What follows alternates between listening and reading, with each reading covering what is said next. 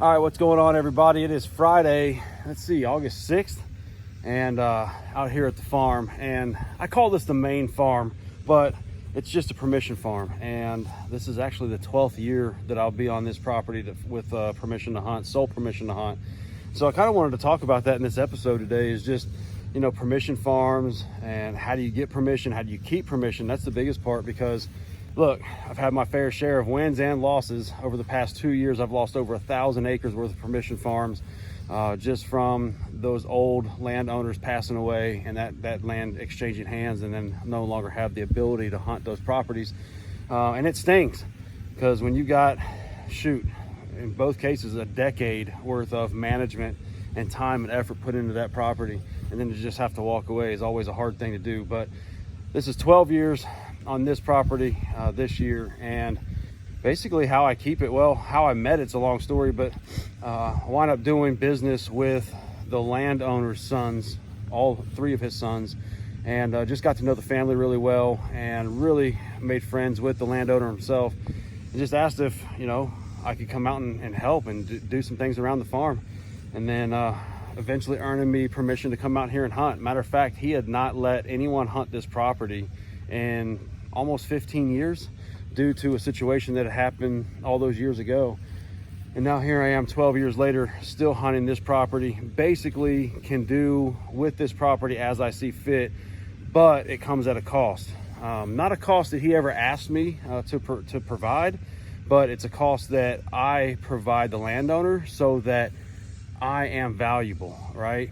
So I come out here, I bush hog, I go and ask him, hey, is there anything you need done? I got a little time. He usually says no, but I do keep up with bush hogging. Over 70 acres out here on this property. It's only, I'd say it's under 200 acres, under 250 acres. But I bush hog, and then just other things around the property, anything that he needs. I always bring him several things of summer sausage. He loves venison summer sausage, so make sure I keep him stocked on that. But just staying in communication with not only him but the family, talking to his sons, you know, letting them know what I'm doing, why I'm doing it. Fortunately, they don't hunt, so that part of it really helps me out. But if and when anything ever happens to the landowner like has happened in the past, hopefully I've established enough of a working relationship with the children that will inherently take over the farm, that they let me stay. So guys, if you're a hunter and if you've tried to hunt public or private land, you know how hard it is these days to get out here and find a good quality piece of land that someone just gives you access to. So if you go out there and you get it, make sure you make yourself valuable to that landowner. Help them out, you know, bring them gifts. Don't just take it for granted, because it's easy to do. It's easy to come out here on this property and only take care of this, you know, acre and a half food plot that I've got established, and then just move on. But instead I come out and, you know, mow 30 acres today. But gonna do a card pull. Gonna pull these cards again. Unfortunately, the last time I pulled cards, several of the cards were corrupt and I did not get any footage off of them. Still have those 3 big 8s and then that wide 6-point, but I believe he's getting ready to pop out some little crab claws at the end, making him an 8-point as well. I think I've got a blurry picture of one of the 10 points, and he almost looks like he's possibly a 12-point this year. But I only got one picture as he was walking by, and nothing real definitive on him yet. But I'm gonna do a card pull again today. I'm gonna fill these feeders. They are completely empty. So another 600 pounds of corn, 4 bags of Big Time 30-06. Got the last 2 jugs of Matt's Go-Go juice going back in to freshen up or continue to keep the mineral sites fresh. And then I'm gonna move 1 tree stand while I'm out here today, and then I'm gonna call it a wrap. So hopefully I'm bringing you some really good pictures here at the end of this episode. But I just wanted to talk a little bit about permission farms. How do you get them? And more importantly, once you've got it, how do you hold on to it? So guys, hope that helped a little bit, and fingers crossed we got some good pictures, good intel off these cards here in just a minute. Stay tuned.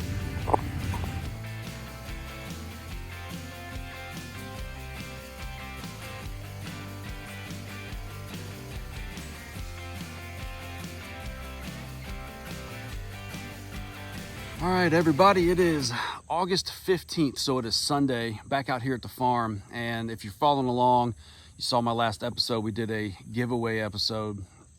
And I said I was going to give away an ultimate camera mount within the next week or 2 weeks. And unfortunately, the past week, I have been severely sick. I'm talking about like at the hospital sick, not COVID, by the way, thank goodness. But yeah, it got me. So I haven't done anything in a week, hadn't went to work, hadn't done anything. I'm just pretty much on my back. So finally recovering from that, out here at the farm today, checking feeders, checking stands, replacing ratchet straps, just locking things in for the season here, just punching those checklist items before the season comes around. And all of a sudden you're like, you show up at a stand and you're like, man, I didn't change a ratchet strap. Should I climb up there? But just doing those things, moved a stand earlier, replaced the ratchet strap stands, or the ratchet straps in this stand here. I'm going to move one more stand, and I got 2 more stands out on this property that I'm going to replace straps on. So just getting those little things done, but did a card pull, checked the feeders. So it's been 2 weeks since I've been out here last, and both gravity feeders are completely empty. So got to bring corn out this week.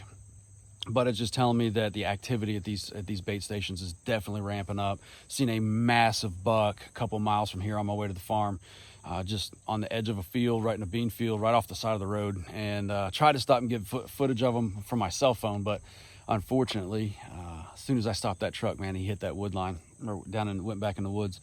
So doing that work. Hopefully I'll be bringing you some really good some good pictures of some possible hit list deer for the 2021 season here at the end of this episode. But I'm gonna wrap this one up. Until next time, guys, wake up and hunt.